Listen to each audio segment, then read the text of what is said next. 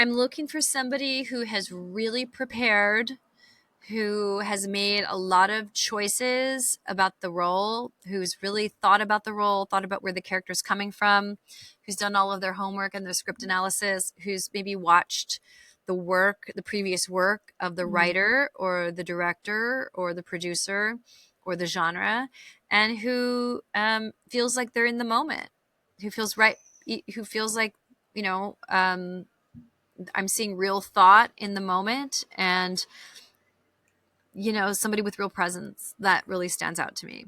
What is the thing or things that you've had to quit in order to become successful? I certainly had to quit thinking it was too the big. person that I was to get here. being afraid that I was going to make mistakes. I quickly learned that the road to success is paved with failure.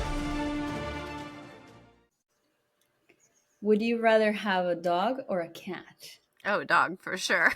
I'm definitely allergic to cats, so I think Oh, dog is a no-brainer. same here. Would you rather be a superhero or have the ability to cook exquisite meals every time? Oh, superhero for sure. Yeah. Would you rather have a birthday party or go on a trip to celebrate it? I'm not sure I understand the question, but I always love traveling. I always love any excuse to go on a trip. I will take it. So Travel rather than the birthday party. yes, absolutely, absolutely. Yeah, nice. Well, we have an amazing guest today. Thank you guys for tuning in. She is a three-time RDOs nominated casting director for TV, film, commercials, and video games. She cast the long-running CBS Criminal Minds as well as the spin-off Beyond Borders, and was also on the casting team for the critically acclaimed FX pilot Reservation Dogs. She was nominated in 2023 as Casting Director of the Year. Congrats Thank you. for her work in the video games genre. She worked on many AAA video games, including Star Wars Jedi Survivor and Indiana Jones The Great Circle. Lisa has cast many award winning independent films and is casting projects for Amazon Audible and Skydance Media. Lisa is an active member of the Casting Society Equity and Entertainment Branch. She is also on the advisory board for Hire Survivors Hollywood. Lastly, she's an acting teacher and she is proud to be on the faculty at UCLA and has also taught for USC, UC Santa Barbara, Cal State East Bay, Wright State, San Jose State University, University of Cincinnati, Whitman College, Pace University, and the Actors Studio MFA program in New York City. Welcome, Lisa Zambetti. Oh my goodness, thank you so much for that wonderful introduction. Absolutely. That's a lot, Lisa. You've really A lot. maximized your lifetime. It's impressive. Yes, I've had several lifetimes in one lifetime. That is for sure. Yep. I can tell. That's wonderful. Good for you. Thank you. Lisa, can you take us back to your early beginnings? Where were you at around the age of 5 years old? Oh What my city? goodness. Who were Okay. you back then? Oh, goodness gracious. So I was born in the San Francisco Bay Area. Hmm. So all of my relatives live dotted all around the Bay Area. So I'm a Bay Area girl. So at that time, I was being passed around because my parents were both working parents. And so I was being passed around from auntie to auntie. And, I spent a great deal of time in the company of adults.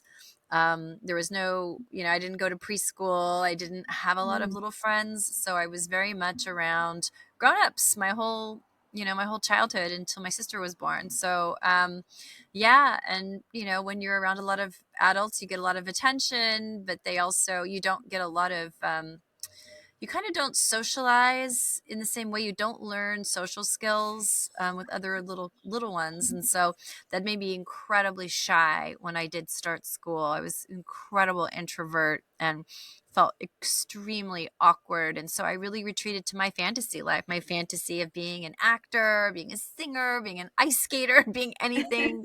That was sort of how I escaped. I escaped into books.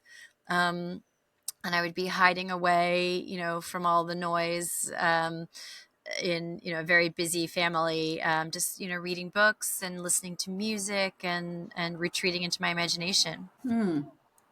Yeah, that's probably one of the biggest reasons for which you're so creative. How far apart is your sister? We're about 5 years apart, which doesn't seem like much when you're an adult, but when you're little, it's a whole world apart. You Absolutely. really are not developing at the same time, and so you still, even when you have a sibling that young, you are still spending a lot of time by yourself, and you're not in the same peer group for a while. Of course, that changes very quickly once you become grown-ups, but yeah, at the time, I felt very much like an only child for a really long time. And how was the transition from that into your high school times? Were you keeping to yourself then, still a little shy, or what was your experience then? Well, super shy, really an introvert, highly. I think for a long time I didn't know that my eyesight was as bad as it was. I had really bad eyesight, and we didn't know that I needed glasses. So everything was so blurry. I just sort of, my world was very close. And Mhm. I couldn't, when people would like be walking past me, if they were smiling at me, I wouldn't see it. I wouldn't know. Or if somebody was making eye contact with me or something, I wouldn't know. And so I was very much like head down. If I'd entered the cafeteria, I wouldn't know where to sit. I would just kind of sit the closest place I could find. So it was kind of just I just remember feeling very awkward. And I had a, nice small little group of friends, but yeah, I just remember feeling like hadn't really found my people, at that age. Yeah. Did you have a hero back then? I really admired all of the old time Hollywood actresses like Katharine Mm. Hepburn and Betty Davis, even though they weren't at all in my, time.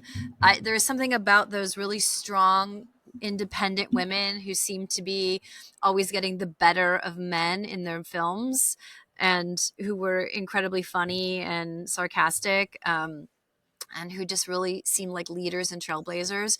Those are the people who I really, admired. And And when at this time you're getting a little closer to your sister, is that a bond that eventually grew into a close relationship? yeah, yeah. I mean, it is interesting when you're the oldest and you're like the first to do things. You're the first to go to college and you're first to like kind of go away. I took my semester abroad in England and stuff. And so I Mm. was doing a lot of those things and getting a certain amount of resistance from my parents because, they'd never been parents to a high schooler or a college age student before, and so I think by the time that she kind of was becoming my age, those were a little bit easier for her to go through.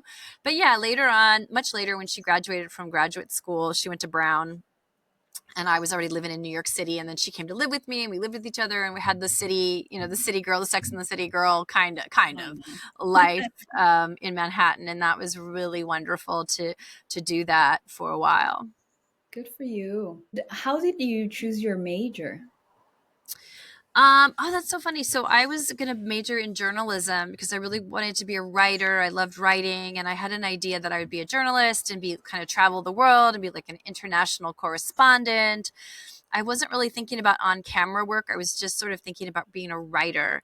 And then I was taking journalism classes. I was a declared journalism major at my university, and I would just remember very clearly that I passed by an audition notice for, the theater department, and I was really interested, and so I tried out, and I got a call back, and I realized that I was walking through the quad, and I realized that I could either go to the call back, or I had an assignment that I had to do in my journalism class. So I had to either go left and go to my assignment, or go right and go to the callback. And I just decided that I really loved theater. I just loved my theater classes that I was taking, and I was completely captivated by it. So I turned right and I walked the other way to the quad, and I changed my major and, got a theater degree, and then went on and I got a master's degree in acting. And then I did a showcase in New York, LA, and I moved to LA and I became an actor, so it's just kind of, that is kind of an interesting, we talked about quitting. I know you talked about successful quitters. So I definitely quit Yeah, my major and just literally physically took a right turn. that's huge. And Hmm. what a crazy story, because all of a sudden one little thing, one little move can change your entire life for it to be something else. Well, so I think we all come to that impasse in the road, or that sort of T in the road where you've got to make a decision. You can't Uh-huh. continue along in a parallel track, and you kind of realize what is really important to you for whatever reason, you know. Um, and you make your decision, and then you kind of don't look back. You got to keep going forward. For sure. And the thing is that I feel like this is the point too where a lot of times, the input of your family members or those that surround you take place. So this is the time where if the decision was made wrong, this is where you come back and you're like, I shouldn't have listened. Yeah, well, I think any of us in the arts knows that our family members, anybody who's a civilian, outside of the arts, will never understand why we make these choices, because the return on investment seems so low. You Yeah. know, I don't know if being a journalist was any better. It certainly wasn't a career choice that anybody in my family could even fathom. It just wasn't on their radar. But absolutely, going into the arts was so strange. It just didn't really make any sense to anybody. But all you can do is try. I didn't have anybody modeling it for me at all. You just kind of jump in and sort of see where it takes you. I wonder if you know how this transition happened from being shy to being a theater major. What was it about arts that you found the courage in it to be like, it doesn't matter anymore? Well, it was a constant source of stress, and I have to tell you, and I people might not believe this, but there are quite a lot of performers who are real introverts and who have real social anxiety and real fears, more than you can possibly imagine. But I think the pull towards literature, towards writing, reading amazing plays was really what was driving me, because I just dove into the material, the Chekhov, Tennessee Williams, Sam Shepard, Shakespeare, you know, um, so many playwrights just ignited my imagination, and I could just see in my mind the productions, and doing the monologues, and being in the casts. And so that's kind of what motivated me. Not even so much being the performer in front of an audience and getting that energy. I mean, that's amazing. But I think for me, I was really looking for a family. I was really looking for connection. And there's just nothing better than being in an ensemble. I mean, there's just Nothing nothing better. like it. Doing a show, curtain up to curtain down, and all of the debriefing that you do after a show, where you go out afterwards and you talk about every moment of the play, and you talk about the audience's reaction. And that kind of connection is really hard to replicate in any other situation. Yeah. When you work on a project, especially when you bring it to life from, like, just something original, like an original work, it's the first time something's ever been done, it's a world premiere. I was able to be involved in a lot of those kinds of things, and you really feel like you're in a family. The downside is, the business side of it is so different than the creative side of it.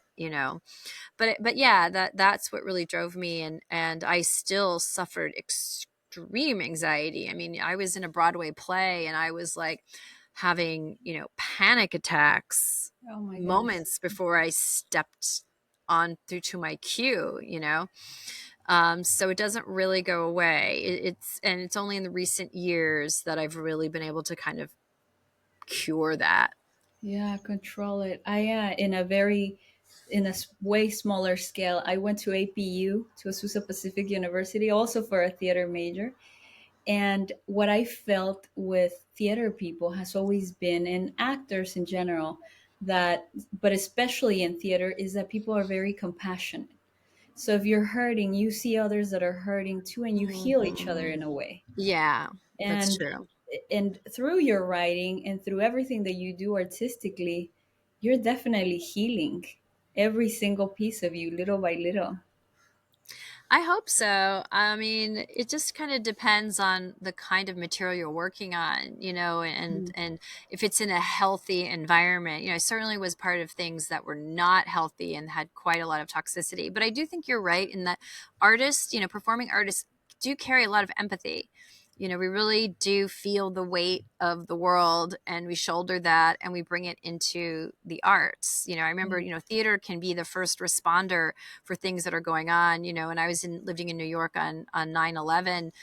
Within a month I was in a play that was dealing Wow. with the aftermath of 9/11. It was an immediate responder to anything, to HIV AIDS, to any type of crisis, to immigration reform. I mean, there's just so much that the performing arts can address immediately and respond to immediately when the world is hurting. Yeah. How was getting to LA? How was the change? Oh my gosh, I so did not want to move to LA. Being a Northern California girl, we have an implicit bias, or not even, it's a very explicit bias against Southern California. I could understand why. Yeah, if you're from the Bay Area, you know what I'm talking about. But so I never wanted to move to LA. It just, again, because I was modeling myself after, actresses who had been on Broadway, been on stage. My first place I wanted to, sorry, I know there's a plane going It's overhead. okay. Sorry. um, my dream was to go to New York and be on Broadway or be in New York theater. Um, but that said, when I'm just waiting for this plane to go by. Sorry. When I finally, I got married and I gave birth to twins, we really decided that our all of our family was on the West Coast. So that's really what prompted the move. Otherwise, we probably would have still stayed in New York. But yeah, and then there were just opportunities for me in casting that were just obviously in Los Angeles, and so that was like it was like, no, not now. You can live anywhere and be a casting director. You don't really have to be in any particular place. But at that time, I really had to go down to LA and intern and be in person and be an assistant and be an associate, in person. Did you have to work on rebuilding your blueprint to start going into casting and kind of leaving acting a little bit?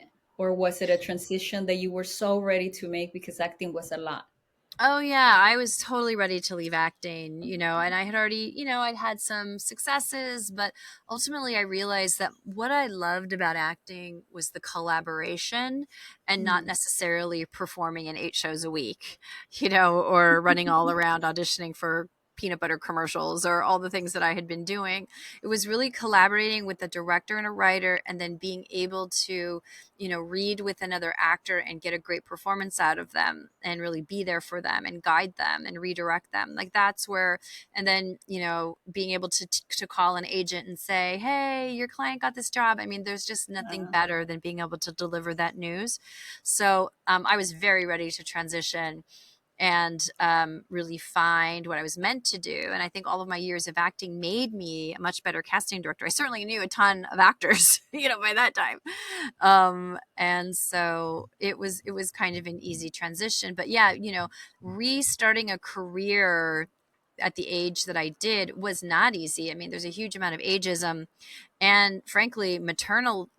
I guess is that a word? I don't know. Anti-mom sentiment, because if somebody doesn't want to hire an assistant who has children, I mean, that's just the facts. That's just what I encountered, being up for a job, having several interviews for this job, having them ask me when I could start, and then at the last second as I'm leaving, having them say, oh, by the way, we like to get here early and we like to leave late. You don't have little ones to tuck in at night, do you?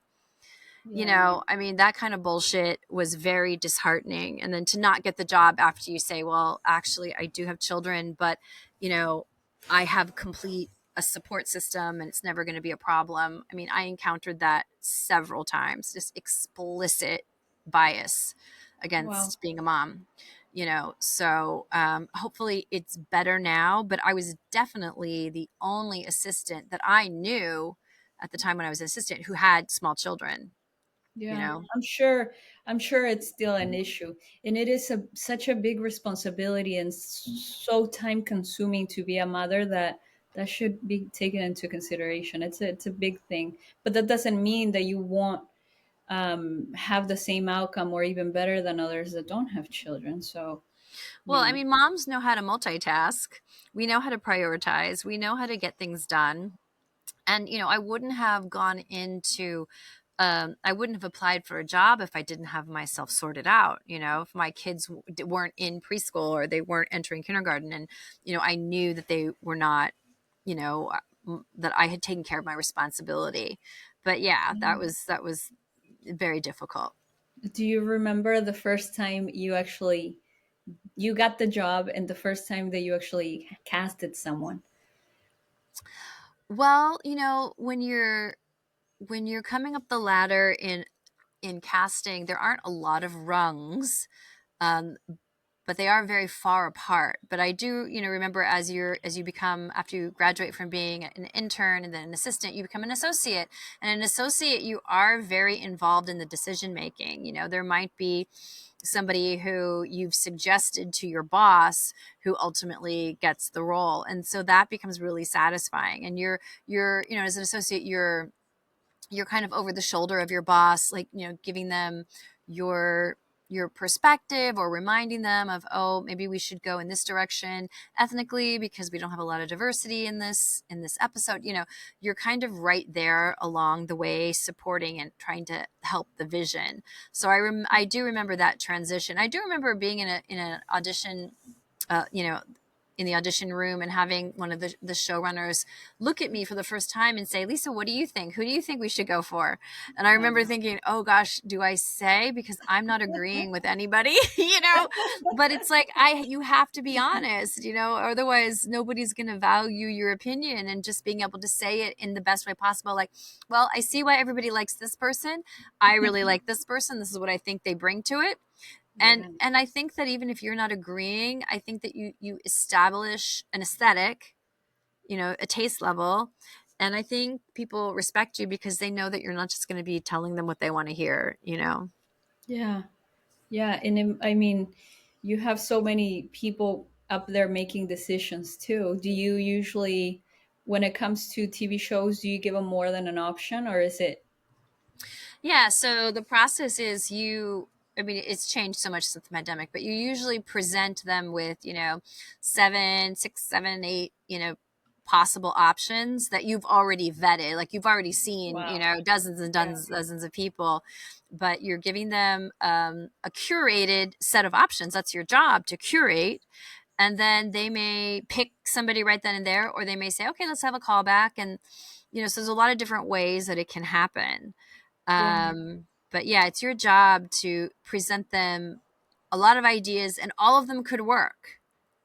Yeah, for They sure. could all, it's not just one person who can play any role. I just don't believe that. There's a lot of different ways that something can be cast, and then it's up to the producer to make that decision. It's their show, and it's like, how do you want this vibe to go with this role? Yeah, I mean, it's art and everyone has a different vision, but it's amazing that you have this acting background because you could understand whenever the actor gets the answer, how great they're going to feel. I Whoever do. out of the seven is going to be very happy. Yes, That's absolutely. Because I know marvelous. what that road is. I know how many no's they get. So when they do get a yes, it's such it just makes your heart feel really good. Yeah. How does it work nowadays because we're doing everything, online? How has that changed for you? Well, it's given a lot of people hate it because actors really miss being there in person, or they think that they miss being there in person and auditioning in person. And a lot of us, sometimes feel that way too. I think that having everything transition to tape, honestly, has been the best thing for women, for working women, for working moms who are actresses, because the childcare burden is so huge. And having to rush to an audition, rush back to pick up your Absolutely. kid, and parent and men too, and dads too, but I notice it the most in working moms, and just working people in general, having to drop what they're doing, rush across the city, get a parking ticket, find parking, there's so much stress involved in doing an in-person audition and scheduling your life around at the drop of a hat. So at least with self-taping, you have so much more power and you can have so much more better jobs because you don't have to leave them at the drop of a hat. Yeah. For some performers with disabilities, this is so much easier for them to participate and not have to go into an office that doesn't have any kind of disabled parking or a disabled way for the actor to get in, or so I think about things like that and how it's really improved certain situations, not for everybody, but Yeah. yeah. But also, it's the fact that if you're living outside of Los Angeles, even in the counties that are within close of an area, then you can actually send in your tape, and if they need you, you could be in LA whenever. It's Well, so yeah, much I mean, easier. it's not quite that easy, but it certainly is true that if you have to have an extended stay with a parent, let's say that you have an elderly parent and you need to be with them while they're getting treatment for something, or you need to be out of town, your career does not come to an end because of that, where it would have before. Now, not for everything. For commercials, certainly you still have to be in person. For certain things, you have to be in person. But for a vast majority of things, you can take your family on a vacation and Yeah. still be submitting your tapes. That you could never do that before. So, that's what I mean. Like the quality of life for certain people has just vastly improved. I don't think anybody could argue that you can take your kids, you know, on a trip somewhere and still be competitive and be in the game. And if you book it, when you come back, great. Or, Yeah. if so I think it's been a great it's just given people so much freedom. I mean, like right now, I'm sitting here. It's summertime. I'm with my parents. I'm back in the Bay Area. I'm working on multiple projects right now. I could not have done that. In fact, one of them is a theater project. And in fact, I'm going to have to jump off in a little bit because I have a session starting. But I may have to fly back to LA for one day of in-person casting. But otherwise, I get to be here, enjoy the summer, enjoy my family, and not have to be in Los Angeles in in Yeah. terrible heat and I know it's getting a little bit worse right now, but there's always good in the midst of it all. Lisa, you're doing video games and Audible and all these things. well Why I was it that? well I we have to diversify, especially over the pandemic. So during the Mhm. strike and actually the pandemic, when production in TV and film shut down, video game production did not shut down. So you have to be able to pivot, and keep Yeah. working. And that really saved me during the pandemic. I was able to continue working on many, many games. And the same thing during the strikes, the writer's strike and the actor's strike. The one thing that wasn't striking were Audible projects, Yeah. were Audible scripted projects. So I was able to do that. So if you're going to survive, you have to be able to pivot. And I don't like to say no to anything. I want to, if somebody says, "Hey, have you ever done this before? Have you ever done a comedy? Have you ever done a procedural?" It's like, no, I haven't, but I would love to jump in and do it. So I'm just That's wonderful. somebody Yeah, who's always it's looking for. great that you can do different things, and at the end of the day, it's all whoever has the actors that are required for that. It's basically the same thing. It's just voice or different areas. What would you say that you're looking for when it comes to casting in self tapes from actors?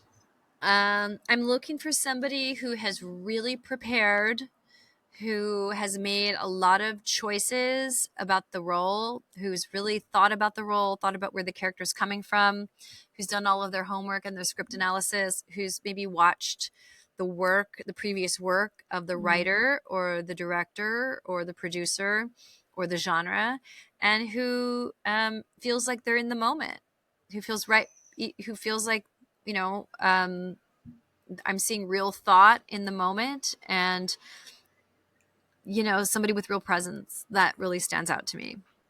Yeah, and when it comes to the background, lighting, and things like that, that make a big difference. No. Okay, so performance is 100% the main Yeah, thing. absolutely. Performance is what we're thirsty for. And I mean, I've seen the most beautifully lit, professionally shot auditions that it does not matter. It does not, if the work isn't there, if it's not the right fit, then great lighting is not gonna make your acting any better. It's great to be able to see people, and to see people clearly and to hear them clearly, and it's great to be well lit and to have a background that complements your skin tone or whatever. But really, we're hungry for the acting. Yeah. Okay. And what about headshots? If you had to give, a tip or two on what headshots, because right now, and as it's always been, headshots can be a thing because they can become expensive, especially if this is the only thing that you're doing and you don't have another job. So they range around $1,000. So you're like, what photographer should I choose? What is it that they're really looking for Well, within for this? one thing, this shouldn't be the only thing you're doing. You need to have multiple sources of income. That would be my advice. And I teach a business for acting class, and that's the one thing Nice. I say. You have to have passive forms of income and you have to have active forms of income. But as far as headshots, and you shouldn't be spending thousands or $1,000 on your headshots.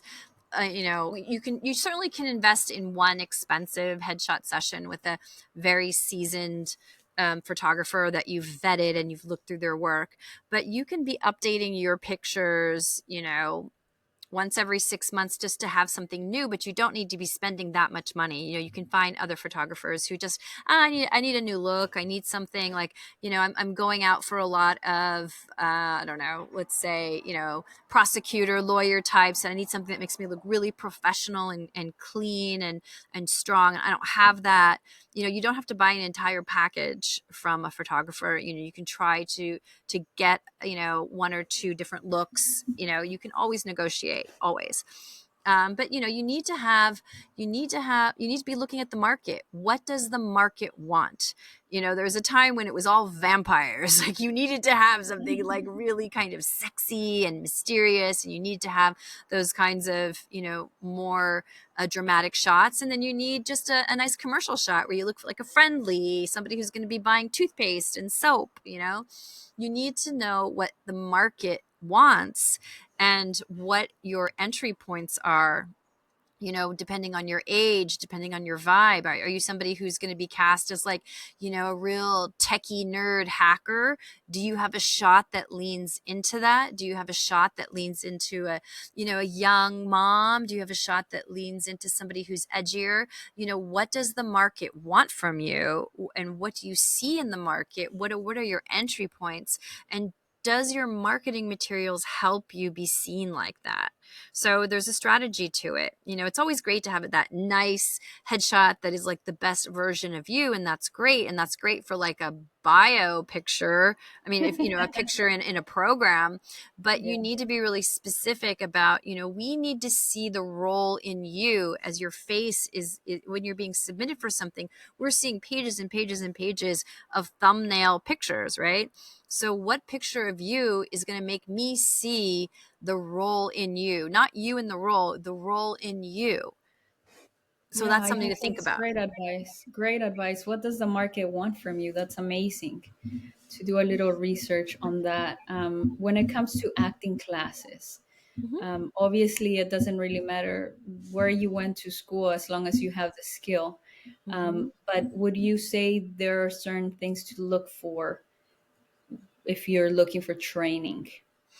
Yeah, I mean, you need to do your research, and it's not that hard to go online and to look up, all the great studios, and go on Yelp or go on Reddit, and you will find all the tea about stuff, and to look at the actors that you love and see where they're studying. If you have a network of actors, a community of actors that you already know, who are they studying with, and who do you feel is really doing good work, and stay away from the people from those studios where people who you think, oh, they're not getting great training. I mean, you can tell when an actor is really on fire and really is somebody who you would love to work with or who's got great skills, and think about that. But there are some great studios out there. I mean, Howard Fine is a great teacher, Terry Knickerbocker, Sherry Hmm. Shaw, Risa Bramon.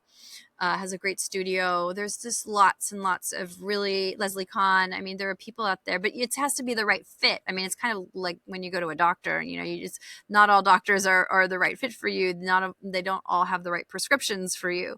So you have to try them out. See if you can observe a class, see if you like, you know, the vibe of the place, if you're gelling with the philosophy of the place. But there are lots and lots of great studios out there, and you just got to try them and see what fits for you, what really challenges you.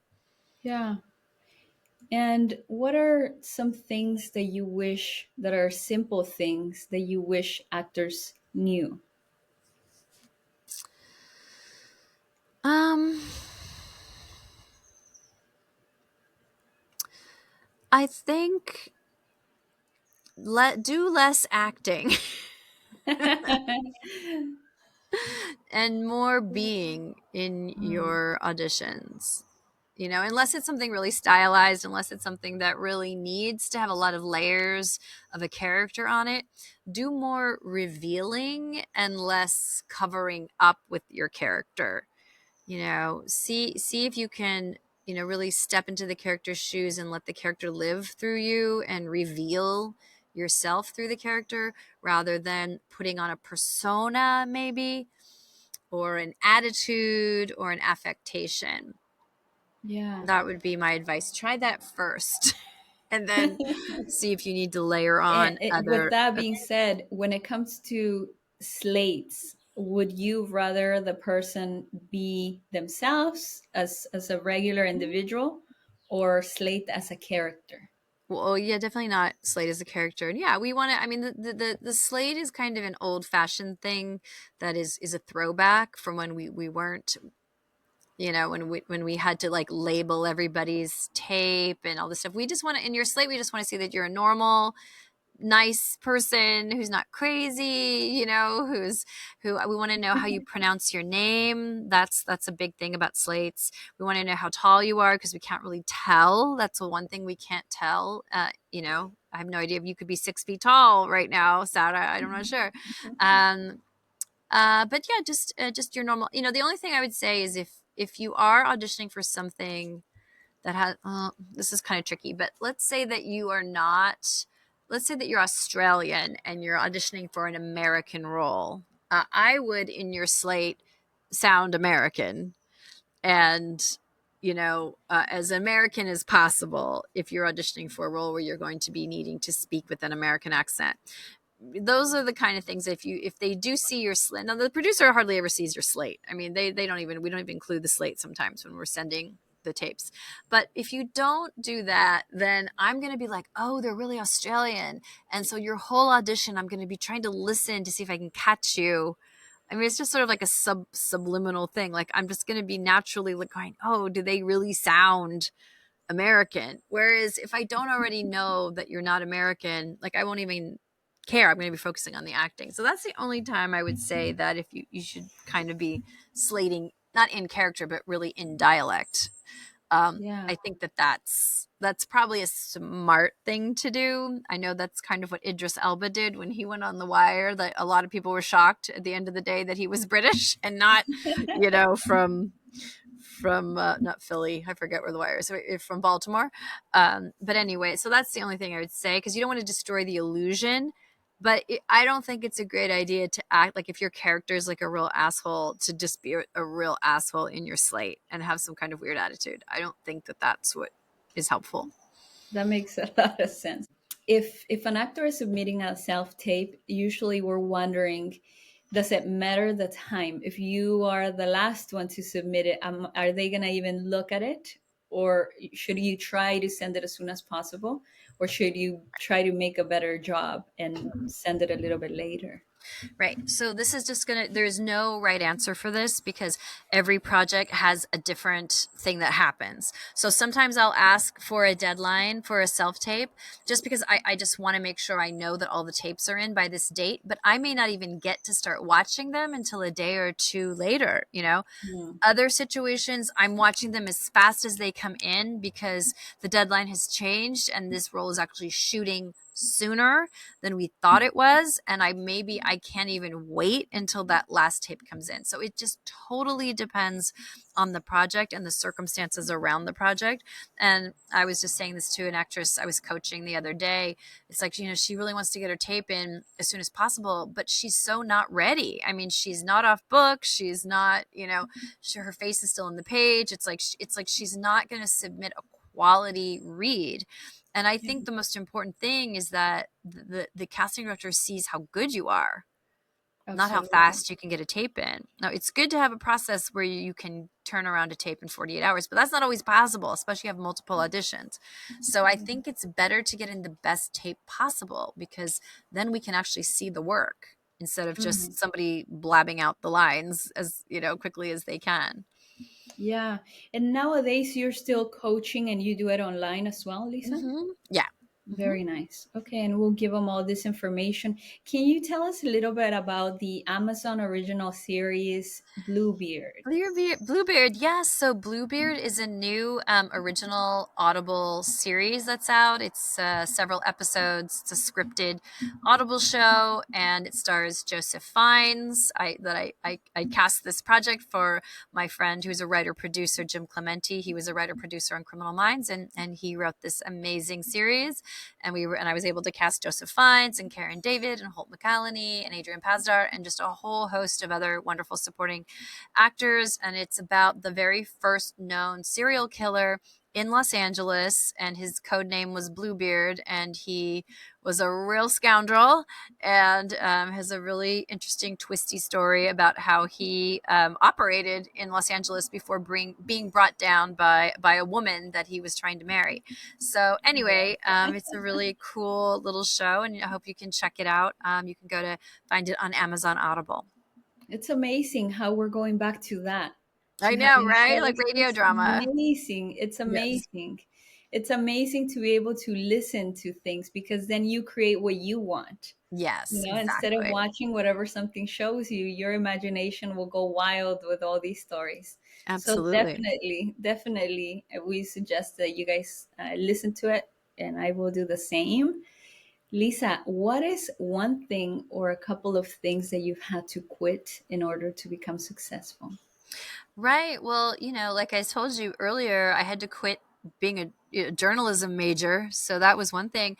But, I also had to quit being an actor, because I got to a point where I realized that it wasn't the acting that was really grounding me, it was the collaboration. So knowing when you need to pivot to what you're really good at and what really can make you happy and satisfied. And sometimes it's not what you thought it would be. So, and that's true for a lot of people who, like, they start out as actors, but then they realize they're amazing writers. I have a really good friend who's been a showrunner on lots and lots of shows, and she was a dancer, and she thought she would just be a dancer as long as she could, and then be a dance teacher or a choreographer. And she pivoted to becoming a writer, and she's very Wow. successful at that. So your path, can change. Your path will lead you to different things, and don't be afraid to take those different routes. Yeah, so the biggest amazing message that you're bringing us here is give yourself permission to pivot, because Yes. sometimes they wait so much to try to stick to what the original blueprint was that you're not just thinking about yourself but everyone else. What are they going to say because I quit? But Mm-hmm. when you don't quit because your conscience is telling you to quit, you are quitting on yourself. Mm-hmm. So, Absolutely. and what would you say to those dreamers out there that moved to Los Angeles, left everything behind, and are now in the pursuit of their dreams and might feel like nothing is happening? Mm-hmm. And, and maybe this is the one chance that they get to hear from someone on the other side, Right. um, a little bit of your feedback or input. Well, what I teach my students at UCLA in the Business for Acting course and career development is that there are dreams, which are things you cannot control. Like you cannot control if you're going to win an Academy Award, because there are so many things that would have to happen for your performance to be nominated, for the film to be nominated. There are so many things that are just way above anything you could ever control. So there are certain dreams that you can't control, but there are goals and there are wants that you can. So you want to control the things you can control, put yourself in the orbit of your dreams for sure. So the dreams are like the clouds, right? But your goals are the sun, because the sun is always going to be there, right? So you want to be able to, and also to give yourself wins every day.